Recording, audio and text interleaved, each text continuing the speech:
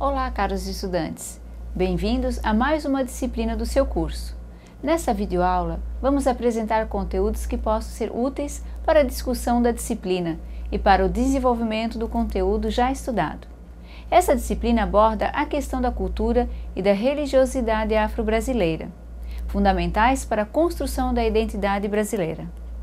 Para que você possa compreender este processo, gostaria de destacar nessa videoaula os seguintes assuntos: a importância da cultura africana para o Brasil, a construção do sincretismo religioso, o movimento negro no Brasil e curiosidades históricas sobre a cultura afro. Vamos ver com mais detalhes cada um desses assuntos? Então vamos lá! A importância da cultura africana para o Brasil. Existe um fator de extrema importância na cultura brasileira: a influência da cultura africana na construção da identidade do povo brasileiro. Com a vinda dos africanos para cá, muita coisa mudou: a língua, os costumes, a música, a dança, a religião. Portanto, a cultura, ou melhor, as culturas, foram se construindo ao longo do tempo, a partir das relações sociais, das vivências e dos processos. Lembre-se, nem sempre esse processo aconteceu de maneira pacífica. Na verdade, na maioria das vezes, foi ao contrário. O europeu tentava impor sua cultura para os africanos. Assista na sua trilha de aprendizagem o vídeo África Brasil, Semente, Raiz e Tempo. Você sabe por que essa influência é importante? Porque durante muito tempo na historiografia, a história contada era apenas a do negro, escravo, do negro, objeto. Hoje, muitas correntes historiográficas apontam para a participação do mesmo na formação da cultura nacional, como já observamos no caderno de estudos. Segundo Prandi, a contribuição dos africanos na formação do Brasil foi essencial tanto na composição física da população quanto na conformação do que viria a ser sua cultura, que inclui dimensões como a língua, culinária, religião, música, estética, valores sociais e estruturas mentais. A construção do sincretismo religioso. A segunda ideia que quero destacar é do sincretismo religioso. A palavra sincretismo, etimologicamente, significa combinar, e do grego iukentizou.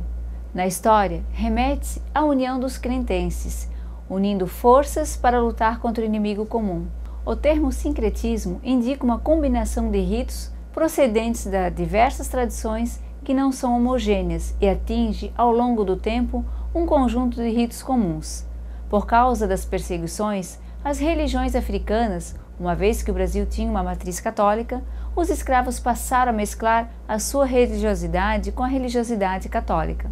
Era comum naquele momento associar um orixá com um santo católico. Exemplos disso são: o anjo Gabriel corresponde a Logum dos orixás, Nossa Senhora dos Navegantes, Candeias, e Nossa Senhora da Conceição equivalem a Iemanjá nos orixás.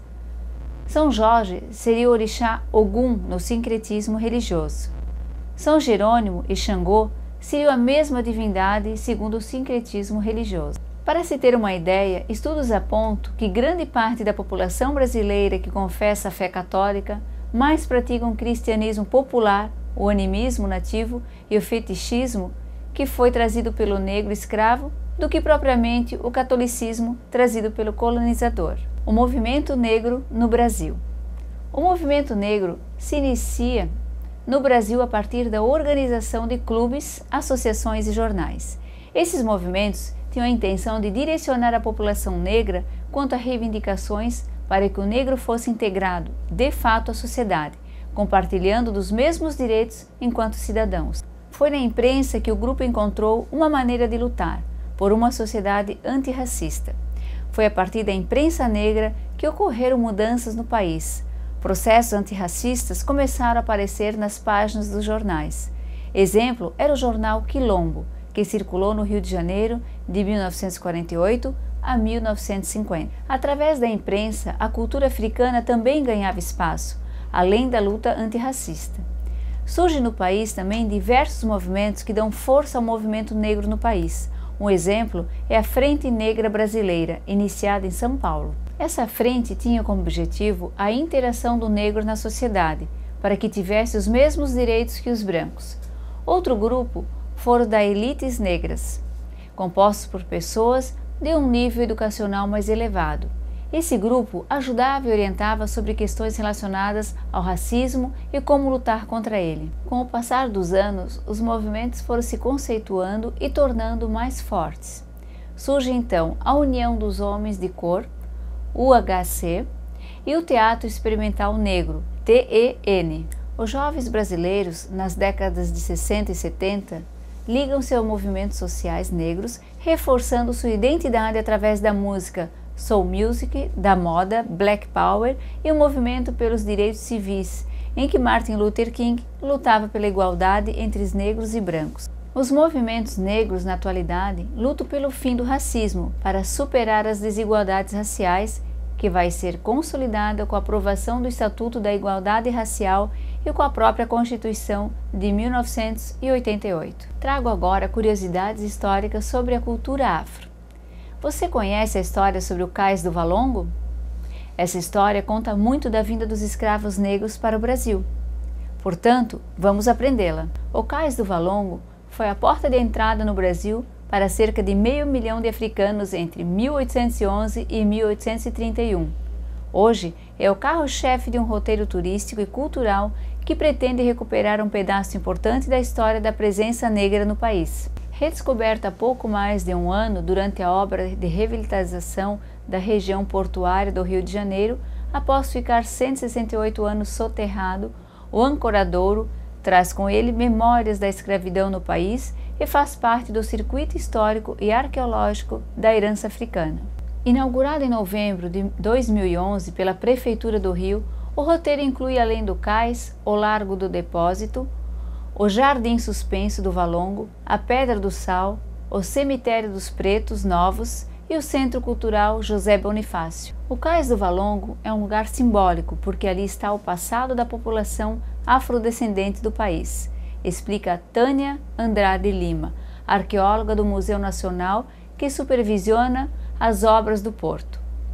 Até meados da década de 1770, os escravos desembarcavam na Praia do Peixe, atual Praça 15, e eram negociados à Rua Direita, hoje Rua 1º de Março. Uma nova legislação de 1774 estabelecia a transferência desse mercado para a região do Valongo. Os motivos apresentados eram sanitários, proteger os cidadãos das doenças trazidas pelos negros, mas já havia permeando a decisão a sensibilidade de que manter aquele comércio no coração do rio maculava sua imagem de cidade europeia. É nesse período de apenas 20 anos que 500 mil africanos dos 4 milhões que chegaram até 1850 entraram no Brasil pelo novo Ancoradouro.